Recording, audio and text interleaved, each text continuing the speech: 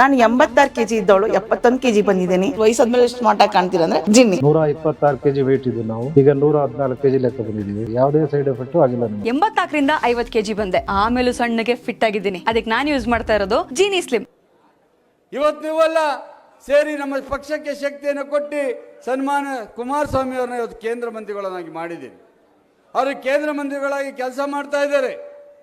ಅವರು ನಮ್ಮ ಜಿಲ್ಲೆಗೆ ಬೃಹತ್ಕಾರವಾಗಿ ಏನಾದರೂ ಒಂದು ಕೆಲಸವನ್ನು ಮಾಡಬೇಕು, ಶಾಶ್ವತವಾದ ಕೊಡುಗೆಯನ್ನು ಕೊಡಬೇಕು ಅಂತಕ್ಕಂಥ ಉತ್ಸಾಹ ಅವರಲ್ಲಿದ್ದರೂ ಸಹ ಈ ರಾಜ್ಯ ಸರ್ಕಾರ ಸ್ಪಂದಿಸ್ತಾ ಇಲ್ಲ ಅಂತಕ್ಕಂಥದ್ದು ನೀವೆಲ್ಲ ಮನಸ್ಸು ಕಾಣಬೇಕು. ಆಗಲೇ ಅಂದಾನಿಯವರು ಹೇಳ್ತಾ ಇದ್ರು, ವಿರೋಧ ಪಕ್ಷದಲ್ಲಿ ಏನಾದರೂ ನಿಮಗೆ ಶಾಸಕರು ಬೇಕು ಅಂದರೆ ಇಲ್ಲಿ ಸ್ಥಳೀಯ ಕಾರ್ಯಕರ್ತರನ್ನ ಅವ್ರ ಮೇಲೆ ಕೇಸ್ ಗೀಸು ಹಾಕ್ದಂಗೆ, ಅವರ ಜಮೀನುಗಳನ್ನ ಯಾರು ಹೊಡ್ಕೊಳ್ದಂಗೆ, ಅವರು ತೊಂದರೆ ಕೊಡ್ತಾ ನೋಡ್ಕೊಳ್ಳೋಕೆ ಮಾತ್ರ ಸಾಧ್ಯ ಆಗ್ತದೆ ಹೊರತು ಕೆಲಸ ಕಾರ್ಯಗಳನ್ನ ಮಾಡಲಿಕ್ಕೆ, ಅಧಿಕಾರಿಗಳನ್ನ ಕಂಟ್ರೋಲ್ ತಗೊಳ್ಳಿಕ್ಕೆ ಬಹಳ ಬಹಳ ಬಹಳ ಕಷ್ಟ ಆಗ್ತದೆ. ನಾನು 2 ಬಾರಿ ಗೆದ್ದರೂ ಸಹ ವಿರೋಧ ಪಕ್ಷದಲ್ಲಿ ಕೂತ್ಕೊಂಡು ಕೆಲಸ ಮಾಡಿರ್ತಕ್ಕ ನಾವು ಯಾವತ್ತೂ ಆಡಳಿತ ಪಕ್ಷದ ರುಚಿನೇ ನೋಡಲಿಲ್ಲ.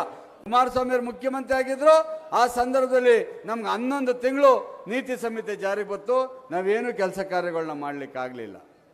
ಇವತ್ತಿದ್ದಾರೆ ಕಾಂಗ್ರೆಸ್ನಲ್ಲಿ ಬಹಳ ಜನ ಇದ್ದಾರೆ. ಕುಮಾರಸ್ವಾಮಿ ಅವರು ಏನಾದರೂ ಹೇಳ್ಬಿಟ್ರೆ ಸಾಕು, ಅದಕ್ಕೆ ಆಗಲೇ ಕಾಯ್ಕೊಂಡು ಕೂತಿರ್ತಾರೆ. ಸಿದ್ದರಾಮಯ್ಯನವರ ಮೆಸ್ಸಿಗೆ ನಾನು ಕೌಂಟ್ರ್ ಕೊಡಬೇಕು, ನಾನು ಕೌಂಟ್ರ್ ಕೊಡಬೇಕು, ನಾನು ಕೌಂಟ್ರು. ಆದರೂ ಅವರು ಹೃದಯದಲ್ಲಿ ಕುಮಾರಣ್ಣ ಇದ್ದಾರೆ. ಕಾಂಗ್ರೆಸ್ ಮಂತ್ರಿಗಳು, ಕಾಂಗ್ರೆಸ್ ಶಾಸಕರ ಹೃದಯದಲ್ಲಿ ಯಾರಾದರೂ ಮುಖ್ಯಮಂತ್ರಿ ಆದರೆ ಕುಮಾರಣ್ಣ ಆಗಬೇಕು ಅಂತಾರೆ. ಈ ಸತ್ಯವನ್ನು ನಮ್ಮ ಕೃಷ್ಣ ಬೈರೇಗೌಡರು ಒಂದ್ಸರಿ ಒಪ್ಕೊಬಿಟ್ರು. ಓಪನ್ ಅಯ್ಯೋ ನನಗೆಲ್ಲಪ್ಪ ಈ ಸಿದ್ದರಾಮಯ್ಯ ಏನು ಮಾಡ್ತಾರೋ ತಪ್ಪಾಯ್ತು ಅಳಿಸಿ ಅಂದರು.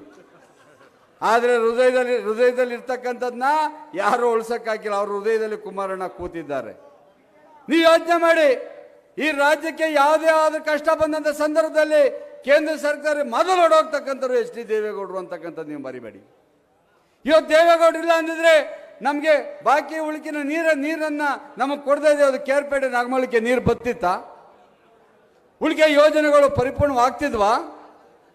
ನಿಮ್ಮ ಸಹಕಾರದಿಂದ ಗುಡವಸಳಿಂದ ಇವತ್ತು ನಮ್ಮ ಈ ಭಾಗದಲ್ಲೆಲ್ಲ ಕೆರೆಗಳನ್ನ ತುಂಬಿಸ್ತಕ್ಕಂಥ ಕೆಲಸ ಅರ್ಧಂಬರ್ಧಾಗಿದ್ರು, ಇವತ್ತೆಲ್ಲ ನಾಳೆ ಆಗ್ತದೆ. ಇವತ್ತು ನೋಡಿ, ಕೊಬ್ಬರಿ ಬೆಳೆ ಯಾರು ಬೆಂಬಲ ಬೆಲೆಯನ್ನು ಕೊಡಿಸ್ತವರು? ಯಾಕೆ ರಾಜ್ಯ ಸರ್ಕಾರ ಒಂದು ಪತ್ತ ಬರಲಿಲ್ಲ ಬೆಂಬಲ ಬೆಲೆ ಹೆಚ್ಚಿ ಅಂತ? ಕುಮಾರಸ್ವಾಮಿ ಹೋಗಿ ಬೆಂಬಲ ಬೆಲೆನ ಹೆಚ್ಚಿಗೆ ಮಾಡಿಸ್ಕೊಂಬಂದಂಥದ್ದು. ಮಾವಿನ ಬೆಲೆ ಹೆಚ್ಚಬೇಕು ಅಂದಾಗ ಯಾರೋದ್ರು? ಕುಮಾರಸ್ವಾಮಿ ಹೋಗಿದ್ದು. ತಂಬಾಕು ಬೆಳೆಗಾರರಿಗೆ ಯಾರೋದ್ರು? ಕುಮಾರಸ್ವಾಮಿ ಹೋದ್ರು. ಇವತ್ತು ರಾಜ್ಯ ಸರ್ಕಾರಕ್ಕೆ ಏನಾದರೂ ಆಗಬೇಕು ಅಂದರೆ ಇವ್ರು ಹೋಗಿ ಕೂತ್ಕೊಂಡು ಮಾತುಕತೆ ಮಾಡಿ ಅವರ ವಿಶ್ವಾಸ ತಗೋಬೇಕು. ಅದು ಬಿಟ್ಟು ಕುಮಾರಸ್ವಾಮಿ ಅವ್ರಿಗೆ ಒಳ್ಳೆ ಹೆಸರು ಬರ್ತದೆ ಅಂತ ಹೇಳ್ಬಿಟ್ಟು ಅವ್ರನ್ನ ಬೈದ್ರೆ ನಾನು ದೊಡ್ಡ ಮನುಷ್ಯ ಆಯ್ತೀನಿ ಅಂತ ನಮ್ಮ ಜಿಲ್ಲಾ ಮಂತ್ರಿ ಒಬ್ಬ ಏನು ಕೆಲಸ ಇಲ್ಲ. ಕುಮಾರಸ್ವಾಮಿ ಏನು ಮಾಡ್ತಾರೆ? ಕುಮಾರಸ್ವಾಮಿ ಏನು ಮಾಡ್ತಾರೆ? ನೀನೇನಪ್ಪ ಮಾಡಿದೀಯಾ ಅಂತಕ್ಕಂಥದ್ದು ನೋಡ್ಬೇಕು. ಯಾಕೋ ಕಣ್ಣು, ಯಾವುದೋ ಕಣ್ಣು ಕೇರ್ಪೇಟೆ ಮೇಲೆ ಬಿದ್ದಿರಂಗೈತೆ, ಸ್ವಲ್ಪ ಹುಷಾರು ನೋಡ್ಕೊಳ್ಳಿ. ಅದೆಲ್ಲ ಒಳ್ಳೆ ಕಣ್ಣುಗಳಲ್ಲ. ಹೃದಯ ಇಲ್ದೋ ಒಳ್ಳೆ ಹೃದಯನೂ ಇಲ್ಲ, ಒಳ್ಳೆ ಕಣ್ಣು ಇಲ್ಲ. ಹುಷಾರಾಗಿರಿ ಅಂತಕ್ಕಂಥದ್ದನ್ನ ನಾನು ನಿಮಗೆ ಭಾಳ ಸೂಚ್ಯವಾಗ್ತೀನಿ. ಮಂಜಣ್ಣ ಬೇರೆ ಹಿಂದಿಂದ ಓಡಾಡ್ತಿರ್ತಾನೆ, ಹುಷಾರು ಕಣ ಮರೆ ಅಂತ ಹೇಳಿದ್ದೀನಿ ಆಗಲೇ. ಈಗ ಯಾಕೆ ನಾವು ನೋಡಿದ್ದೀವಿ, ಇತಿಹಾಸ ತೋರ್ತದೆ. ಯಾರ ಮನೆ ಊಟ ಮಾಡಿದ್ರೆ ಆ ಮನೆ ಕಣ್ಣು ಹಾಕ್ತಂಥ ಸಂದರ್ಭದಲ್ಲಿ ಅವರ ಇತಿಹಾಸ ಏನು ಅಂತಕ್ಕಂಥದ್ದು ಎಲ್ಲರಿಗೂ ಗೊತ್ತಾಗ್ಬಿಡ್ತದೆ. ತಾವು ಅರ್ಥ ಮಾಡ್ಕೊಳ್ತಿದ್ದೀರ ಅಂತ ನಾನು ಭಾವಿಸ್ತೇನೆ. ಮುಂದಿನ ದಿನಗಳಲ್ಲಿ ಕುಮಾರಸ್ವಾಮಿ ಅವರು ರಾಜ್ಯದ ಮುಖ್ಯಮಂತ್ರಿ ಹೋಗಬೇಕು ಅಂತ 44% ಸರ್ವೆನಲ್ಲಿ ಇವತ್ತು ಹೇಳ್ತಾ ಇರ್ತಕ್ಕಂಥದ್ದು. ಹಾಲಿ ಮುಖ್ಯಮಂತ್ರಿಗಳಿಗೆ 24% ಕೊಟ್ಟಿದ್ದಾರೆ ಕರ್ನಾಟಕ ಜನತೆ. ಇನ್ನು ಬೇರೆಲ್ಲ ಬಿಡಿ, ಸಿಂಗಲ್ ಡಿಜಿಟಲ್ ಇದ್ದಾರೆ. ಆದರೆ ಅವರು ಮುಖ್ಯಮಂತ್ರಿ ಆಗಬೇಕಾದ್ರೆ ನಾವೇನು ಮಾಡಬೇಕು? ನಮ್ಮಲ್ಲಿರ್ತಕ್ಕಂಥ ಎಲ್ಲ ರೀತಿಯ ವೈಮನಸ್ಸನ್ನು ಬಿಡಬೇಕಾಗ್ತದೆ. ಆಗಲಿ ಬಿಡಲಿ ಎಲ್ಲರೂ ನಾವು ಒಪ್ಕೊಳ್ತಕ್ಕಂಥ ಕೆಲಸ ಮಾಡಬೇಕಾಗ್ತದೆ. ನಾವು ಏನೇ ಭಿನ್ನಾಭಿಪ್ರಾಯ ಇದ್ರೂ 4 ಗೋಡೆ ಮಧ್ಯೆ ಕೂತ್ಕೊಂಡು ಸರಿ ಮಾಡಿಸ್ಕೊಳ್ತಕ್ಕಂಥ ಕೆಲಸ ಮಾಡ್ಕೋಬೇಕಾಗ್ತದೆ. ಅದನ್ನು ಬಿಟ್ಟು ಚುನಾವಣೆ ಸಂದರ್ಭದಲ್ಲಿ ಅದನ್ನು ತೀರಿಸಿದ್ರೆ, ಅದನ್ನೇನಾದರೂ ಆ ಅಭ್ಯರ್ಥಿ ಮೇಲೆ ತೀರಿಸಿದ್ರೆ ಅದು ದ್ರೋಹ ಮಾಡಿದ್ದು ನಮ್ಮ ಪಕ್ಷದ ಕಾರ್ಯಕರ್ತರಿಗೆ ಅಂತಕ್ಕಂಥದ್ದು ಯಾವ ಲೀಡರ್ಗಳು ಮರಿಬೇಡಿ. ಯಾರ ಮುಂದೆ ಹೋಗಿ ನಿಂತ್ಕೋತಾರೆ ನಮ್ಮ ಕಾರ್ಯಕರ್ತರು?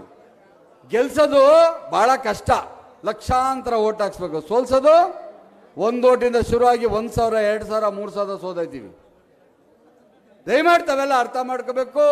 ಮುಂದಿನ ದಿನಗಳಲ್ಲಿ ನಮ್ಮ ಪಕ್ಷದ ಅಭ್ಯರ್ಥಿ ಅಲ್ಲಿ ಶಾಸಕದ ಮಂಜುನಾಥ್ ಅವರಿಗೆ ಆಶೀರ್ವಾದ ಮಾಡಬೇಕು. ನಾನು 86 kg ಇದ್ದವಳು 71 kg ಬಂದಿದ್ದೀನಿ. ವಯಸ್ಸಾದ್ಮೇಲೆ ಸ್ಮಾರ್ಟ್ ಆಗಿ ಕಾಣ್ತೀರಾ ಅಂದ್ರೆ ಜಿನ್ನಿ. 126 kg ವೇಟ್ ಇದ್ದು ನಾವು ಈಗ 114 kg ಲೆಕ್ಕ ಬಂದಿದ್ದೀವಿ. ಯಾವುದೇ ಸೈಡ್ ಎಫೆಕ್ಟ್ ಆಗಿಲ್ಲ ನಮಗೆ. 84ರಿಂದ 50 kg ಬಂದೆ, ಆಮೇಲೂ ಸಣ್ಣಗೆ ಫಿಟ್ ಆಗಿದ್ದೀನಿ. ಅದಕ್ಕೆ ನಾನು ಯೂಸ್ ಮಾಡ್ತಾ ಇರೋದು ಜೀನಿ ಸ್ಲಿಮ್. 84ರಿಂದ 50 kg ಬಂದೆ, ಆಮೇಲೂ ಸಣ್ಣಗೆ ಫಿಟ್ ಆಗಿದ್ದೀನಿ. ಅದಕ್ಕೆ ನಾನು ಯೂಸ್ ಮಾಡ್ತಾ ಇರೋದು ಜೀನಿ ಸ್ಲಿಮ್. ಸಣ್ಣ ಆಗಕ್ಕೆ ಜೀನಿ ಸ್ಲಿಮ್ ಯೂಸ್ ಮಾಡದೆ ಹೆಲ್ದಿನೂ ಅದೇ. ನೀವು ಸಣ್ಣ ಆಗ್ಬೇಕಾ, ಹೆಲ್ದಿ ಆಗ್ಬೇಕಾ? ಹಾಗಿದ್ರೆ ಜೀನಿ ಸ್ಲಿಮ್ ಯೂಸ್ ಮಾಡಿ. ಹೇ, ಸಣ್ಣ ಆಗೋದಕ್ಕೆ ಯಾವುದೋ ಪ್ರಾಡಕ್ಟ್ ಹೇಳ್ತಾ ಇದ್ದಾಳೆ, ಏನಾದರೂ ಸೈಡ್ ಎಫೆಕ್ಟ್ಸ್ ಇದೆ ಅಂತ ಯೋಚನೆ ಮಾಡ್ತಾ ಇದ್ದೀರಾ? ಖಂಡಿತ ಇಲ್ಲ, ಯಾಕಂದ್ರೆ ಇದು ಕೆಮಿಕಲ್ ಫ್ರೀ. ಸಣ್ಣ ಆಗಬೇಕು ಅಂದರೆ ಜೀನಿ ಸ್ಲಿಮ್ ಯೂಸ್ ಮಾಡಿ. ಹೆಚ್ಚಿನ ಮಾಹಿತಿಗೆ ಕೆಳಗೆ ಡಿಸ್ಪ್ಲೇ ಆಗ್ತಿರೋ ನಂಬರ್ಗೆ ಕಾಲ್ ಮಾಡಿ.